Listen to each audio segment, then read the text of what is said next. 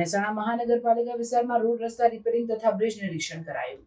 મહેસાણા મહાનગરપાલિકા વિસ્તારમાં તાજેતરના વરસાદ બાદ જાહેર રસ્તા પર ખાડા અને નુકસાનની સમસ્યા વધી હતી। નાગરિકોને સુરક્ષિત અને સરળ યાતાયાત સુવિધા મળી રહે તે માટે મહાનગરપાલિકા દ્વારા તાત્કાલિક અસરથી સર્વે વિસ્તારમાં રસ્તા મરામત અને રિપેરિંગની કામગીરી ઝડપી કરવામાં આવી રહી છે। આ કામગીરીમાં ખાસ કરીને ઝડપથી ખાડા ઉપાડીને પેચવર્ક અને વેટમિક્સના ઉપયોગથી માર્ગને આગળ યાત્રા માટે લાયક બનાવવામાં આવે છે।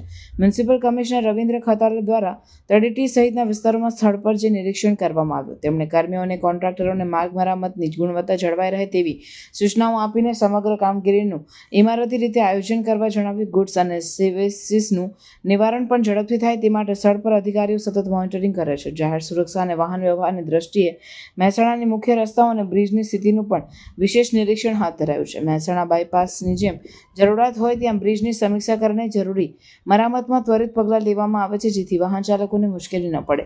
પુલોની સ્થિતિ અંગે સ્થાનિક અને રાજ્ય સરકારનું સંકલન રહી જર્જરિત ભાગોની સમારકામની કામગીરી શરૂ કરવામાં આવી છે। રાજ્ય સરકાર અને મહાનગરપાલિકાએ માર્ગો પુલોના સમારકામ અંગે પ્રોએક્ટિવ અભિગમ અપનાવ્યો છે। દરેક ફરિયાદનું ઝડપી નિવારણ થાય અને નાગરિકોને જગ્યાએ જ સમાધાન મળે તે માટે ઓનલાઈન એપ અને હેલ્પલાઇન મારફતે મોનિટરિંગ હાથ ધરાયું છે।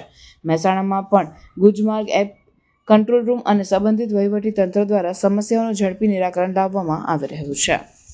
ધ્રુલતી પર સાવડી ટંકારા રોડ ઉપર માર્ગ મકાન વિભાગ ગુજરાત સરકાર તરફથી 50 લાખનો જોબ નંબર રિપેરિંગની કામગીરી માટે આપવામાં આવ્યો હતો, જેમાં એક બ્રિજ છે તેના રિપેરિંગની કામગીરી અત્રેના વિભાગ દ્વારા હાથ ધરવામાં આવી છે કે જેમાં ગનાઇટિંગ, જેકેટિંગ જેવી બાબતોનો સમાવેશ કરવામાં આવે છે અને જે કામગીરી હમણાં જૂન મહિનાની આજુબાજુ અત્રેથી પૂર્ણ કરવામાં આવી છે। જે માઇનોર બ્રિજની જે કામગીરી પૂર્ણ કરવામાં આવી છે એની આજરોજ અમે જે પૂર્ણ થયેલ કામગીરી છે તેની આજે અમે ચકાસણી કરેલ